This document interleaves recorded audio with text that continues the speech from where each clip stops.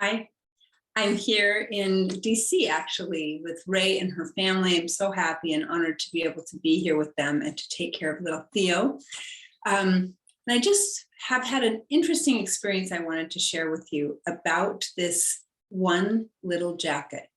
So 40 years ago, when my niece Abby was a baby, I bought her this little jacket. And it was too small for her. So it ended up going to the next child in the family, and that was James. And James wore this little jacket for a long time. And eventually it was worn by others in the family. It was worn by my daughter, Allie. It was worn by Tommy. It was worn by, I think, Natalie's daughter, Laura, wore the jacket. And then it went on to my cousin's house, and her children wore the jacket. And now I got here, and here is the jacket, and little Theo is wearing this jacket. It's an amazing jacket from Patagonia that at the time was very expensive and felt like a huge investment. And yet it's lasted through all of these children. Such an interesting experience to think about, like this jacket has kept all these little people warm over decades, literally. And it's something that's been handed down. This jacket has been handed down from kid to kid, family to family, and has kept people warm, and it's done something that I wanted it to do all that time ago. Never imagined it would be a 40-year-old jacket on my grandson, to be honest, but it got me to thinking about what we're handing down. Like, what is it that the legacy for us? And I'm sure that part of that is because I'm here. I'm, being grandma and Nana for little Theo. So I'm remembering what it felt like to be a busy mom, thinking about all of that kind of thing.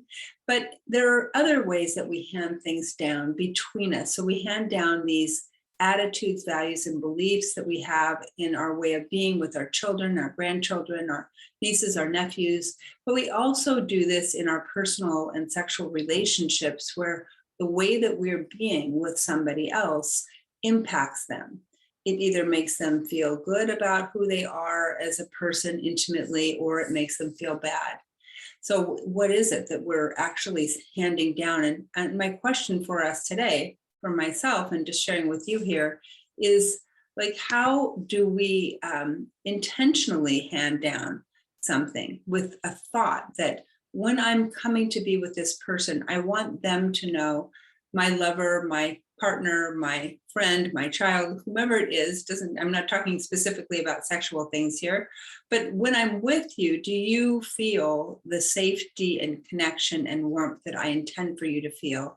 Or do you somehow feel that I'm dismissing you or not seeing you? When I'm able to open to you and do something that has the kind of legacy potential in it that would last for you, that would keep you warm, maybe for decades, can I bring that? Like this little jacket, like this amazing little jacket brought for all of these kids and moms when they were reaching into the cupboard to find something to put on a busy toddler, and they're just running crazy, and you just have to get something on them quickly so that before you go out the house, they're not cold. That when you reach for something in your life, if you reach for this feeling of being warmed by another human being, by the way that they've given you something, how is it that we can provide something really enduring, really beautiful for other people? And the truth is, to me, that it does, that the things that we do and say with others do last, whether we intend them to or not. They last and they stay in us. And when you say something to me, or I say something to you, or something that happens between us, those things stick with us and they stay in us and they impact us. And there is a legacy to how we are with other people, just like the legacy of this jacket that lasted for 40 years and beyond. But the legacy of things that we say or don't say in our relationships or in our parenting, but all the things, the ways that we've been, those things are what we're bringing to each day with each other and with our lives. That is our legacy, how we are with ourselves, with the other person, and how we make our other people around us feel, particularly lovers. I think the sexual piece is so profound because It includes not just our physicalness. It includes what you say to me, what I say to you about your body, about who you are. It includes the way I make you feel, the way I welcome you or don't welcome you.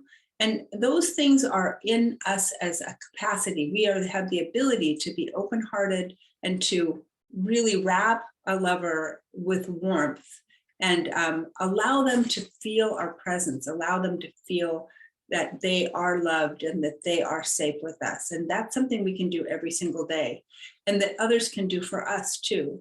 And when we can do that, and when we do that, then we live a life that is, it has something to be, I guess, proud of.